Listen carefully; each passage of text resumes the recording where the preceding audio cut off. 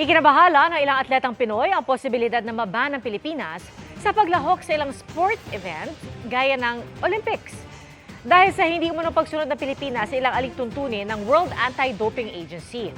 Ang paliwanag ng Philippine Sports Commission sa pagtutok ni Oscar Oida.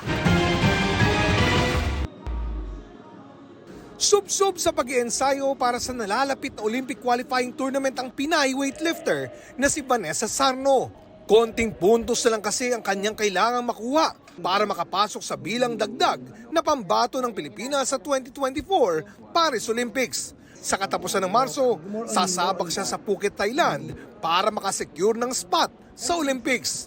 Kaya naaalarma daw siya nang gusto ng mabalitaan niya na may posibilidad na maban ng Pilipinas sa mga paunahing sporting events gaya ng Olympics at Asian Games.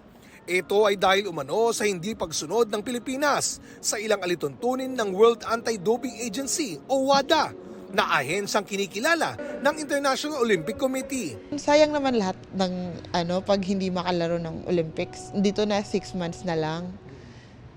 Kaya sabi ng coach ko na dapat hindi mo na yan wino-worry. Ang Asian Games Jiu-Jitsu gold medalist naman natin si Annie Ramirez. Nananalangin na sana di raw matuloy ang naturang ban. Sana po maayos na po kung ano man po yung mga kailangan at hiningi po ng WADA sa ating agency like the PNADO is matugunan na po para hindi na po mangyari yun or matuloy yung possible sanction na ibibigay ng WADA sa Pilipinas. Ayon sa Philippine Sports Commission o PSC, ilan umano sa mga nais matiyak ng WADA ay ang kakayanan ng Philippine National Anti-Doping Organization o FINADO na ma-facilitate ang mga kinakailangang anti-doping test. Right now, we only have one plantilla position in FINADO and one which is consultant and then 2 COS. FINADO asked 48 million for this year and we only received 10 million. On the testing alone, umabot ng 12 to 14 million already. So if you can say kulang na kulang. Kasalukuyan na raw nilang ginagawa ang mga kinakailangang hakbang para makasunod sa alintuntunin ng WADA. Everything is being clarified. We are talking with WADA every week. We have meetings with WADA.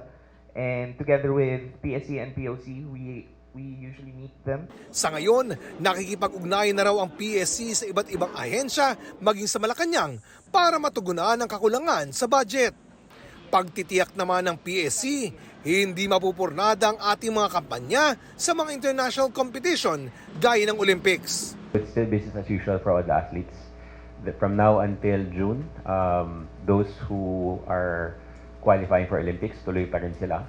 And then para sa mga sports associations who are holding international or world competitions, for now, nothing is jeopardized. Para sa GMA Integrated News, Oscar Oida, nakatutok 24 oras.